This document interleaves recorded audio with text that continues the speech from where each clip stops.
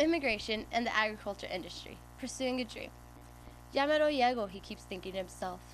He gets the thought to stop and go back, but he's almost there. He can see land through his blurred vision. He can also see why he's in this position. He could see the family he is leaving behind.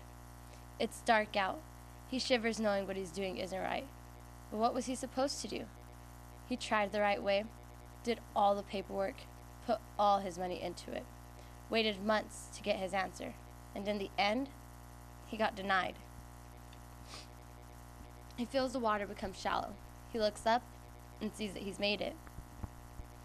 Have you ever imagined having to come into the U.S. by way of swimming? Neither have I, but sadly, I know many people who have. Or most of these people are just looking to better their lives. Over half of these people now work in the agriculture industry. They wouldn't have to enter this way if the process to gain a work visa wasn't so long, difficult, or such a big cost. The Department of Homeland Security must speed up the process, make it more user-friendly and cost-efficient to help legalize illegal workers to help the agriculture industry. I've always felt immigration a problem, but never really looked into it. Now that I have, however, I've obtained information that has linked me back to 2002. All of it the same. We need an immigration reform. In '02, it died down as a top issue because the congressional elections are coming up in that year. Also because the government wanted to focus on national security due to 9/11. Congress had planned to bring it up as a top issue in 2003. The agriculture industry's one goal during this time period: a steady and legal supply of labor.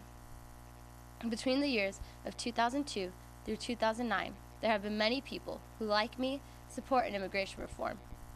Sally Shelf quotes the January American Farm Bureau Federation report saying that reforms aimed only at border security and current immigration law with no guest worker program, the U.S. fruit and vegetable sector as it now exists would disappear. In that same report, Senator Dianne Feinstein, a Democrat from California, proposed an amendment to the Ag Jobs Bill, suggesting it would allow undocumented farm workers to pursue legal work status. Her provisions consisted of workers applying for a blue card if they can prove they worked 150 days in each of the 2 previous years. The blue card holder would then be required to work 100 work days in each of the next 5 years, or 150 work days in each of the next 3 years, to become eligible to apply for a green card. Feinstein described her amendment as a pilot program and would not extend to more than 1.5 million workers in its 5-year lifetime. In '06, Feinstein wasn't the only one with the plan. The Senate's Agriculture Committee Chairman, Saxby Chambliss, introduced the Agriculture Workforce and Employment Protection Act. It addressed the issue of undocumented workers without creating a potential work stoppage on our nation's farms, and without providing a new path to citizenship. To crack down on employers who hire illegal farm workers, it would ensure that foreign workers' ties to their country of nationality remain strong, mandate limits to their country of nationality, but allow employers to extend work periods. And Diana F. Roth wrote, if Congress allowed more immigration, then American taxpayers would come out ahead financially. She suggested that Congress overhaul current immigration law and create an expanded temporary worker program with the path to citizenship. The immigration policy would have numerous advantages. Undocumented workers would pay taxes to federal and state governments rather than gray market check cashing services. Payments for health care through insurance would be collected more easily rather than burdening hospitals with immigrants without health insurance. If foreign workers want to work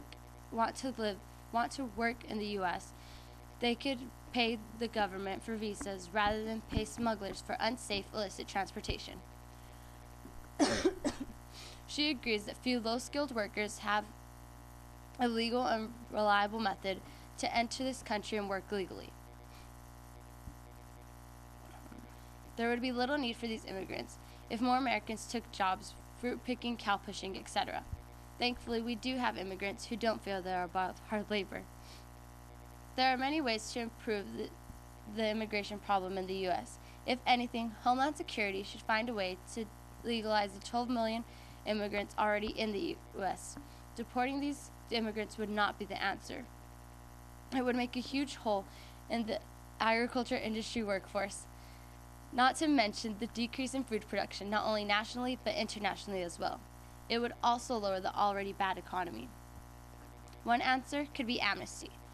There are many people against amnesty, but no country can deport 12 million people. Amnesty was the answer for our country and its immigrants in '86, so why not now as well?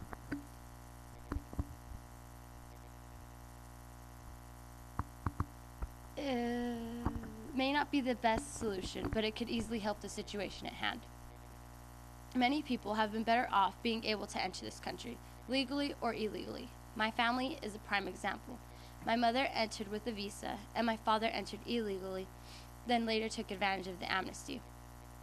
My parents and my family looked for what any other immigrant looked for: a better life and a chance to become something more.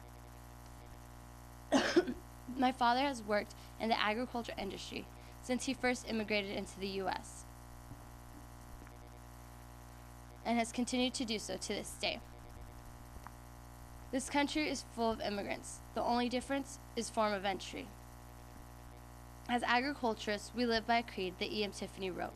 He wrote, "In the life abundant and enough honest wealth to help make it so, for others as well as ourselves." Many politicians have also lived by this creed. So why is it, if so many politicians have lived by the creed, that they don't seem to care about it anymore? Immigrants want one thing: to work. Shouldn't we let them better themselves as well as ourselves? Thank you.